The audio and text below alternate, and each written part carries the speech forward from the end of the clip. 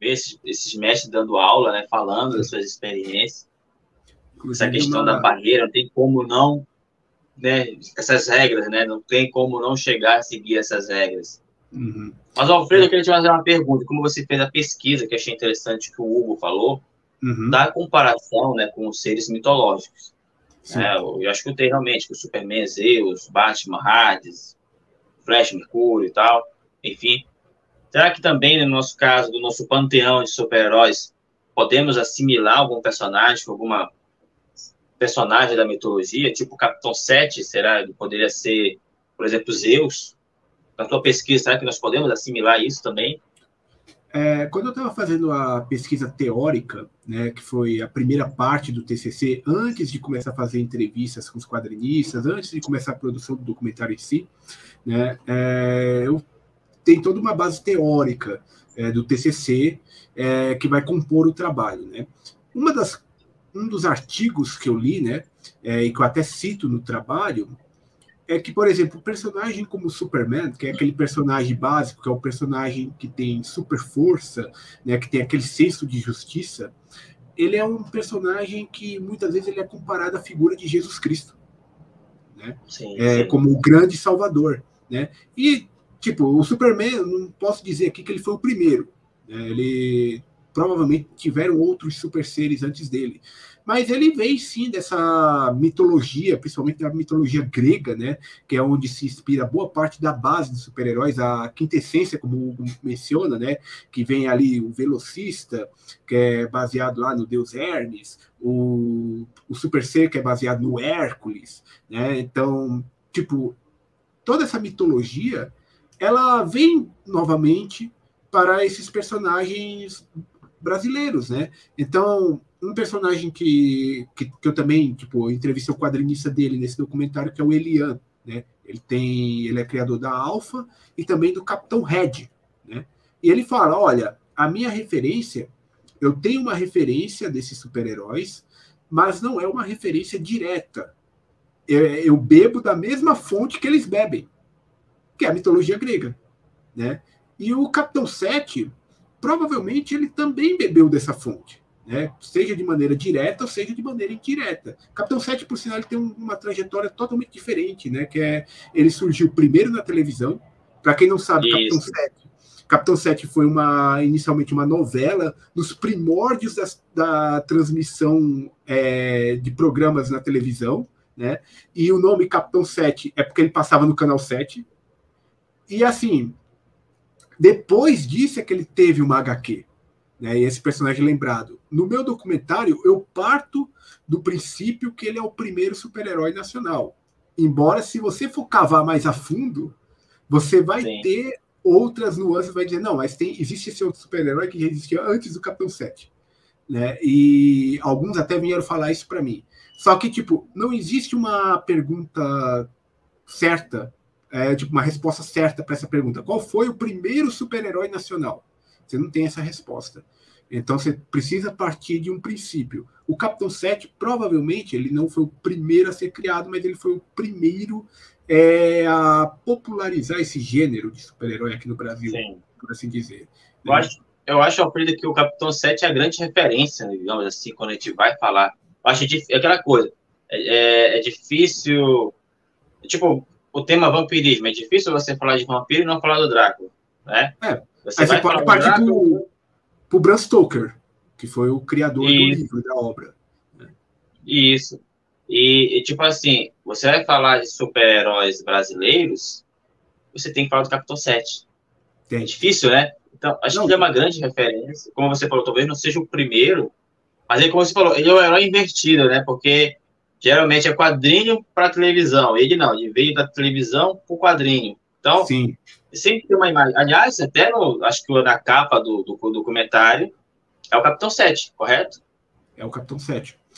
Como eu trabalhei muito em cima desse super-herói, para ele ser o ponto de partida, né? Eu fiz questão de destacar muito ele. Né? Então eu coloquei algumas imagens ali, até porque não existem tantos registros daquela época. Hoje, quem Sim. cuida da marca Capitão 7 é o neto do ator que fazia o Capitão 7. que eu também já tive o prazer de entrevistá-lo antes. Ele contou algumas curiosidades que o avô dele contava na época, né? E ele, no Instagram dele, se vocês procurarem no Instagram por Capitão 7, vocês vão encontrar material lá a respeito desse super-herói que ele divulga, porque hoje ele é o grande detentor dos direitos desse personagem. Mas é foto, é imagem. Infelizmente, a gente não tem tipo, um material de vídeo salvo, porque naquele tempo não tinha como a gente salvar os vídeos, né? Alfredo, foi um incêndio que aconteceu no estúdio, que perdeu o material? Ah, cara, não dá para ter uma resposta certa, porque essa história de incêndio já foi contada tantas vezes em diversas outras coisas, tipo, acho que tudo que foi emissora já teve incêndio. Por que aquele episódio de Chaves foi perdido? Ah, porque teve um incêndio lá no SBT. Por que não sei o que foi perdido? Porque teve um incêndio na emissora. Então, parece que eu não estou dizendo que não aconteceu, mas parece que é a desculpa básica dos caras. É tipo assim, é muita coincidência, né? Na Manchete também. Ah, por que não teve o último episódio de Black Kamen Rider? Ah, porque teve um incêndio lá na Manchete. Porra, bicho. Perdão. Sem problema, sem problema. Escapa, foi sem querer. Sem problema, Alfredo, fica à vontade. Deixa eu ver aqui o pessoal do chat. Só um instantinho, Alfredo. Everton Ferreira, pai do Xamã. Lembrando que o Everton está com uma campanha no cartaz, tá, pessoal? Vamos lá apoiar o nosso querido Everton Ferreira. Bombeiro Mascarado tem live action e game também. Verdade. É mesmo, Alfredo? Do live action eu não sabia. O live action eu não sei muitos detalhes, mas eu sei que o game tem. Existe um game de luta, existe um game de plataforma e também estão produzindo um game de luta que tem vários super-heróis aí. Acho que é o... Não sei se é Brazucas ou é Brazoca, se não me engano. Acho que é Brazocas. Ele está envolvido nesse meio de desenvolvimento de games aí também. Bem bacana. Perfeito. One Piece tem uma pergunta para você. Vamos ver essa pergunta. Uma pergunta para o Alfredo. Você acha mais jogos heróis BR migrarem direto para o cinema? Acho que é mais viável, eu acho. Porque os jovens não querem ler quadrinhos. Acho, tipo assim, você acha que se, por acaso, pelo que eu entendi, se tivesse filmes no cinema, ou talvez animação, chamaria mais essa nova geração, Alfredo? Nós crescemos, eu que, por exemplo, vou fazer 35 agora, né? A maneira mais viável que tinha para a gente acompanhar super-herói era histórias em quadrinhos, né? Era pelas HQs. No máximo, você tinha alguma animação de algum super-herói, né? Aqueles mais conhecidos tinham uma animação na TV que você acompanhava ali, né? Acompanhei várias na época. Hoje em dia a galera tá muito dinâmica, muito visual. Eu quero que o quadrinho continue, porque o quadrinho é uma arte que não pode ser substituída jamais, né? Mas, infelizmente, para uma grande parcela, eu acredito que quanto mais mídia você tiver daquele personagem, mais vai atrair a atenção da pessoa para ir para aquele produto principal, que é o quadrinho. Eu sei que isso é caro, isso demanda de muita grana, né? E nem todo mundo é capaz de fazer isso. Mas, a partir do momento que você coloca o seu personagem numa outra mídia, você pode chamar a atenção para o seu produto principal, né? Temos um exemplo aqui no Brasil mesmo, né, do Pedro Ivo, né, do Cidadão em Comum. Ele inicialmente começou na literatura, no livro mesmo, né? Depois que ele foi para HQ, com o personagem dele. Por quê? Porque ele chamou o pessoal da literatura, ele apresentou o personagem dele num livro, e aquele pessoal que era o pessoal mais do livro mesmo, viu aquilo e ele falou, olha, a história desse personagem continua lá na minha HQ. E aí esse público foi para HQ para poder continuar acompanhando a história daquele personagem, né? Então, quanto mais mídia você conseguir investir para o seu personagem, melhor ainda, cara. Você vai abranger mais público. Eu também concordo. Por exemplo, eu estava pensando nos cosplayers, né? As pessoas que fazem. Tipo assim, você tem um personagem já publicado, para quem poder conhecer, como eu sempre falo, é um ajudando o outro, né? São mídias, como você falou, são artes diferentes, que vai complementando o outro. Por exemplo, Rafael Tavares, o Bombeiro Mascarado, os personagens do Rafael Tavares, se ele conhecer algum cosplay, que eu acredito que já tenha feito, pode pegar o personagem dele, né? Incorporar e participar de eventos, como tem eventos, né, de cultura geek, participar. A pessoa vai olhar, acredito que vai, porque a aparência, ela chama muita atenção. Chama. Então, ela vai olhar e vai perguntar, tipo, quem é esse personagem? Onde posso conhecê-lo, né? Acho que, como você falou, todas as mídias são válidas para justamente promover, né? Não ficar somente uma, se você puder. Vou usar um pouco do YouTube aqui, né? Eu trabalho aqui, né? Faço esse trabalho Sim. aqui. Então, o que eu escuto? Não faça somente os vídeos ou lives. Use tudo que tem ali para promover, digamos assim, shorts, comunidade, playlists. Então, tudo que tiver para ajudar, você utiliza, né, Alfredo? Utiliza para fazer essa promoção. Então, é uma luta constante, não é verdade? A gente... Vou colocar aqui o comentário do... Pode falar, Alfredo. Em todas as áreas, né, somos obrigados a lidar com diversas mídias, né?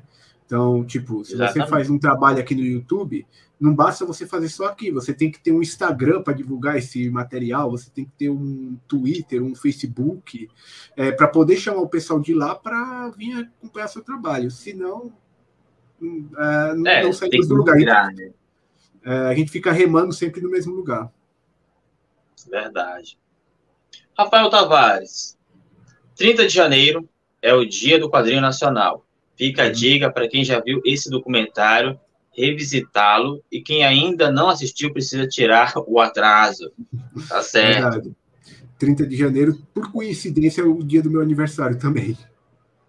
Opa, parabéns então, Alfredo. Você falou que tinha 35, vai para 36. Não, vou fazer 35 agora. Tu vai fazer o 3.5. Então, meus parabéns, viu, Alfredo? Parabéns para você aí. Valeu. Muitos anos de vida para você, meu amigo. E o pior que, tipo, eu fiquei sabendo disso antes de pesquisar sobre quadrinhos. Quando eu fui olhar, caramba, o dia do quadrinho nacional, o dia do meu aniversário, que foda. 30 de janeiro. Parabéns, Alfredo.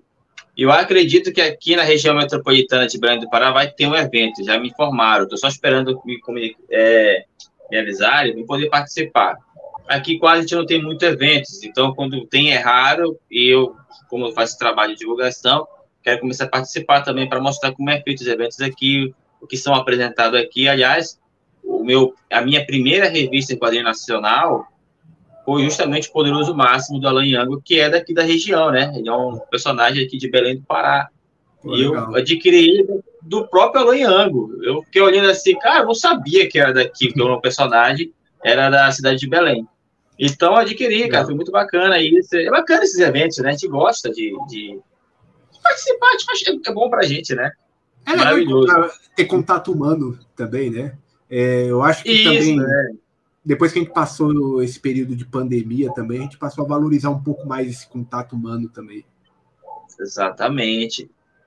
Você vai se socializando com as pessoas, né? Conhecendo novas mentalidades, novos pensamentos. Exatamente. Eberton Ferreira comentando aqui, vamos ver.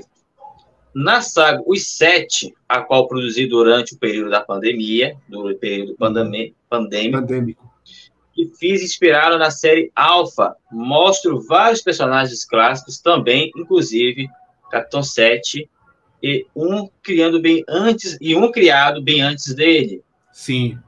Então, foi o que eu falei. Eu não nego que existe personagens antes do Capitão 7. Eu sei que existem, né? Só que responder a pergunta, qual foi o primeiro super-herói nacional, né? Tipo, a gente não tem uma resposta exata, então a gente acaba partindo de um ponto.